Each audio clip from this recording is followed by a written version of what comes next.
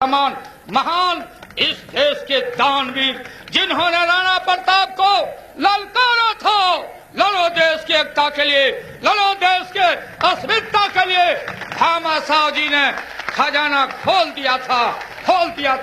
कौन नहीं जानता है आपके समाज के वो महान सपूत को। लेकिन आजादी मिलने के बाद भामा साहब जी को सम्मानित नहीं किया लोगों ने। हम एक वीरों को, जो वीर है सरदार पटेल हैं, जगजीवन राम हैं, बिरसा भगवान हैं, सिद्धू कानू हैं, जिस तरह से डॉक्टर राम मनोहर लोहिया हैं, लोकनायक जयप्रकाश नारायण हैं, बाबा साहब अम्बेडकर हैं, पटना राजधानी में विशाल मूर्ति लगाया है। उसी तरह से रांची के मुख्य चौराहा पर देश के महान दानवीर भामा साहब का आदमकद मूर्ति लगाएंगे। हम सम्मान करेंगे। जो लड़ने वाले लोग हैं हम यहाँ सम्मानित करेंगे। हम जगह आपको पैसा नहीं देना है। बिहार सरकार उनके सम्मान में, उनके खिदमत में, अपने इतिहास को याद रखने के लिए हम उनका आदमकद मूर्ति लगाने का आज ही निर्देश डीसी को देंगे। चौराहा चुनो और खता करो यहाँ इस इलाके में। अरे हमारे जो भाई हैं, हमारे मान और सम्मान में हर इसमें एकता को रखना है।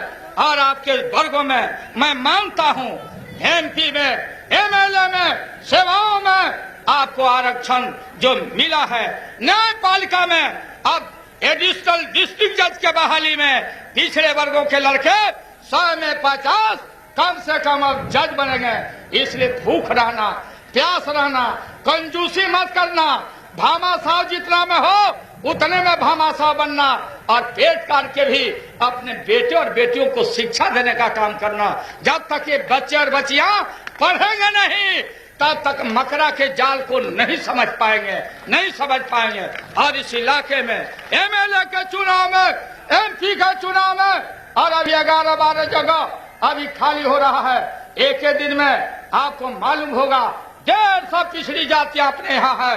हम एक एक करके सम्मानित कर रहे हैं। एमएलसी में, एमपी में इस बार वादा हमने किया था। मुजफ्फरपुर में आपका महान रैली हुआ था, पटना में रैली हुआ था। इस बार जो विधानसभा में जगह खाली होगा आपके समाज के बेटा को सम्मानित हम करेंगे और मेले में भी हम करेंगे आपके मान और सम्मान के लिए। और ये दूसरा सबसे काला कानून चल रहा है 7EC 7 माने 7 EC आवश्यक अधिनियम बना के दिल्ली ने रखा था। हम जाते पटना में छोटा गरीब का बेटा, छोटा दुकानदार तेल बेचता है, करू तेल बेचता, राशन बेचता, मार पिटाई होती, जेल में कर दिया जाता। अब इस राज्य में गरीबों पर, छोटे तबके के लोगों पर 7EC समाप्त कर दिया जाएगा। कोई 7EC नहीं चलेगा, वो चलेगा, उस पर चलेगा। 7EC को हम खत्म करेंगे। इस दिशा में कार्रवाई हो रही है। बहुत जल्दी इसको हम समाप्त करेंगे। कोई जरूरत नहीं है, कोई लाभ नहीं हुआ।